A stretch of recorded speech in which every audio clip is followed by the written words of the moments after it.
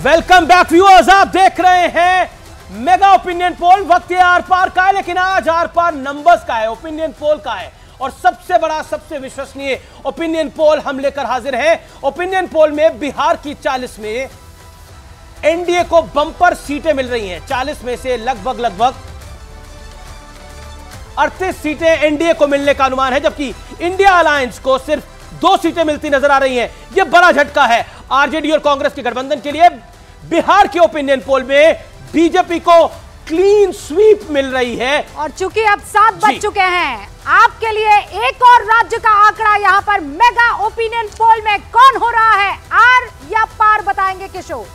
जी हाँ, हमने बिहार की बात की, बिहार के बाद बात करते हैं मध्य प्रदेश की। 29 सीटें 29, पिछली बार 28 और 1 बटी थी, और इस बार भी 28 और 1 में बट रही है। जी हाँ, विपक्षी गठबंधन को सिर्फ 1 सीट, बीजेपी को, एनडीए को 28 सीटें 55% के वोट शेयर के साथ। पिछली बार 58% का वोट शेयर था, अब 55 का, थोड़ा सा वोट शेयर में नुकसान, लेकिन सीटों में कोई नुकसान नहीं, वही सीटें। और अब इसके बाद बात करते हैं 20 सीटें केरल की। केरल में पिछली बार एनडीए को 1 भी सीट नहीं थी, 19 सीटें यूडीएफ को थी, 1 सीट एलडीएफ को थी। इस बार यूडीएफ की घटकर 19 से 14 हो जाएंगी, यानी कांग्रेस वाले गठबंधन की सीटें 14 हो जाएंगी, सीपीएम वाले गठबंधन की सीटें 1 से बढ़ के 4 हो जाएंगी, ऐसा अनुमान है। और सबसे बड़ी खबर यह है कि 2 सीटें बीजेपी गठबंधन को, 2 सीटें केरल में, एनडीए को 2 सीटें केरल में मिलने का अनुमान। मध्य प्रदेश में जो पिछली बार 2019 का नतीजा था वही बता रहा है ओपिनियन पोल, वैसा ही रहने वाला है। 28 और 1, पिछली बार 1 सीट नकुल नाथ जो छिंदवाड़ा से जीते थे वही 1 सीट थी, वही सीट, या ये अब वही सीट है या कोई भी है, लेकिन 1 सीट जो है वो विपक्षी गठबंधन को जा रही है।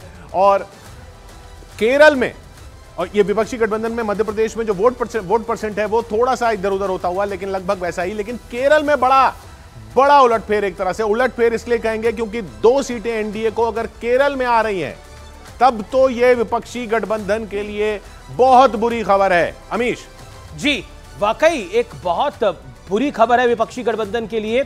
अगर केरल में बीजेपी को 2 सीटें मिल रही हैं, यह झटका है। लेकिन मध्य प्रदेश के अंदर एग्जैक्टली 2019 रिपीट होता हुआ दिख रहा है। जो आंकड़े न्यूज 18 मेगा ओपिनियन पोल के हैं, उसमें 28 सीटें भारतीय जनता पार्टी को और 55% वोट शेयर। यह अपने आप में इंटरेस्टिंग है। रूपिका हमारे साथ बनी हुई है, मेरे साथ जीतू पटवारी भी जुड़े हुए हैं, जो कि मध्य प्रदेश कांग्रेस के अध्यक्ष है। कुछ देर में लाइव हमारे साथ जुड़ेंगे। गौरव भाटिया मेरे साथ है, भारतीय जनता पार्टी के प्रवक्ता, उनका सीधा मैं रुख कर सकता हूं। गौरव भाटिया, नंबर हमारे सामने आ रहे हैं, ओपिनियन पोल के नंबर बहुत कुछ कहते हैं, लेकिन एक चीज है कि भारतीय जनता पार्टी को मोदी फैक्टर का बड़ा लाभ है।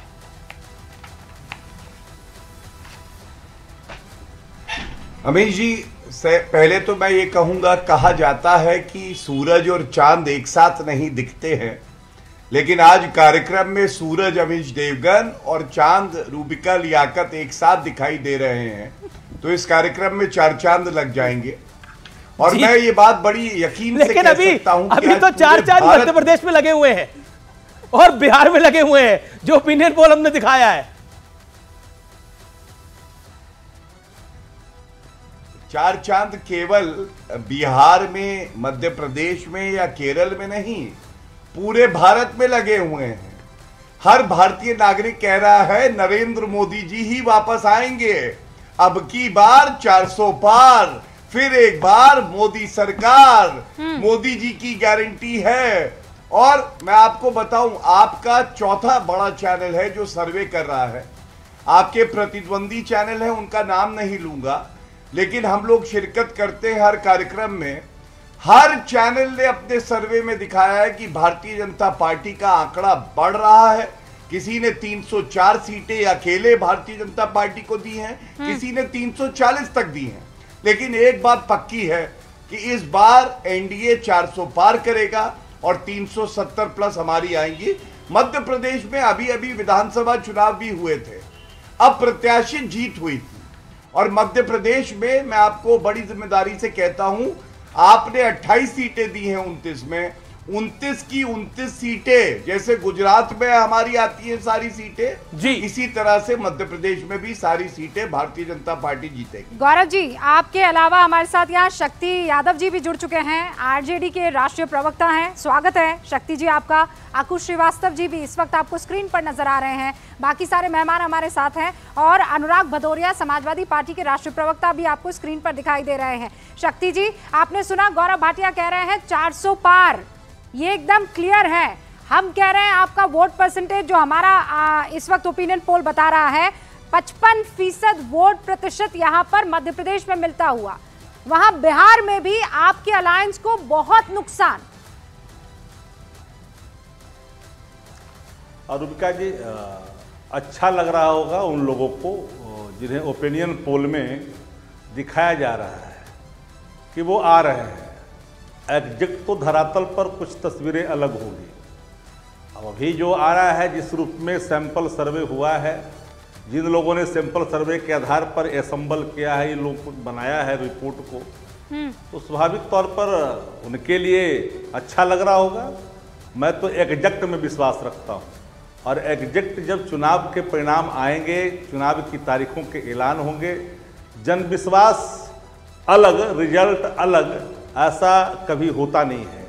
2004 दोहराया जाए, बिहार दोहराएगा, इससे भी कोई इनकार नहीं कर सकता है। पता नहीं किन लोगों ने किस रूप में किया, उनकी अपने तरीके हैं करने के। मैं किसी के तरीके पर कोई सवाल नहीं खड़ा कर सकता है।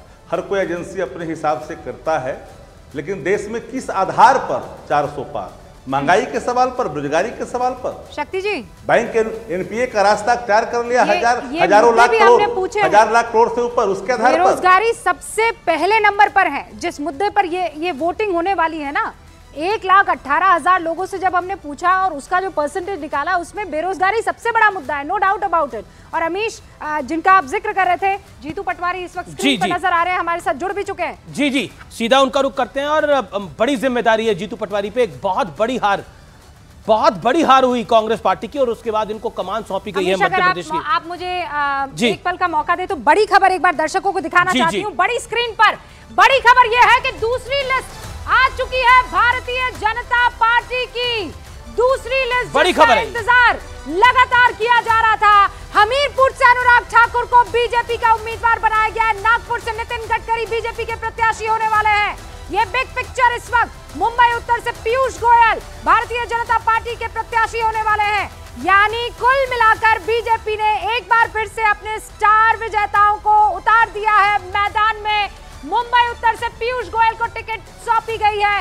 बीजेपी की दूसरी लिस्ट बताती है सारे वो बड़े नाम जो पहली लिस्ट में 195 उम्मीदवारों की लिस्ट में मिसिंग थे, वो सारे नाम दूसरी लिस्ट में जगह पा चुके हैं।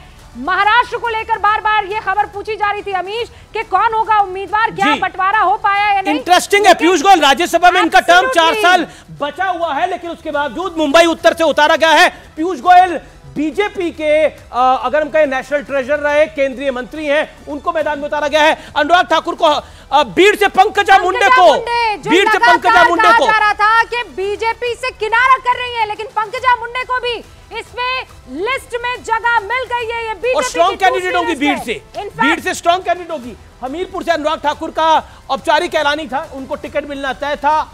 4 बार के सांसद है, 5वीं बार टिकट मिलना तय था। लेकिन मेरे साथ जीतू पटवारी है तो उनका रुख कर सकते हैं। मैं जहां पर था मध्य प्रदेश के अंदर कांग्रेस की एक बड़ी ऐतिहासिक हार हुई और उसके बाद एक जिम्मा सौंपा गया है जीतू पटवारी को। और जीतू पटवारी के लिए को मैं उस समय मैंने शुभकामनाएं भी दी और आज मैं यही सवाल पूछूंगा। आप मेहनत तो कर रहे हैं, लेकिन नतीजा आने में अभी थोड़ा समय लगेगा, क्योंकि हमारा ओपिनियन पोल यही कह रहा है कि बीजेपी का नंबर बहुत ऊपर है, 28 के आसपास का। जीतू पटवारी के साथ कुछ कनेक्शन में प्रॉब्लम आ रही है, वो हमारे साथ दोबारा जुड़ेंगे, लेकिन इस वक्त बाकी सारे मेहमान भी जुड़े हुए हैं। ये जो सीटों का ऐलान हो गया, अंकुश श्रीवास्तव, मैं आपसे इस पर पहले रिएक्शन चाहूंगी। 72 सीटों का ऐलान अभी कर दिया गया है और जैसा कि माना जा रहा था कि गढ़वाल से अनिल बलूनी को उतारा गया। हाँ, गढ़वाल से बलूनी को उतार दिया गया है। दिल्ली, पूर्वी दिल्ली से हर्ष मल्होत्रा को उतार दिया गया है। करनाल से मनोहर लाल खट्टर हैं, जैसा कि कल परसों से वो चल रहा था, कयास चल रहे थे कि अब ये जगह इनको मिल जाएगी करनाल से। तो जितने बड़े नाम हैं 72, उन सबको मुझे लग रहा है ज़्यादातर संभावित बड़े नाम हैं, वो कुछ एक भला छूट रहे हो, वो सब आ गए हैं। और मेरे पास लिस्ट भी है और उस लिस्ट में त्रिपुरा है, तेलंगाना है। मैं आपको रोक रहा हूं, मेरे साथ जीतू पटवारी इस समय जुड़ गए हैं। जीतू जी, आपका अभिनंदन है न्यूज़ 18 पर। मेरा सवाल आपसे सीधा है, बड़ी हार हुई कांग्रेस पार्टी की और उसके बाद मध्य प्रदेश की कमान आपको सौंपी गई, लेकिन आप मेहनत तो कर रहे हैं, लेकिन लगता है रंग आने में अभी थोड़ा समय लगेगा, क्योंकि ओपिनियन पोल ये कह रहा है कि बीजेपी का नंबर 28 रहेगा और कांग्रेस की सीटें 1 रह सकती हैं। अभी तक का ओपिनियन पोल यही है।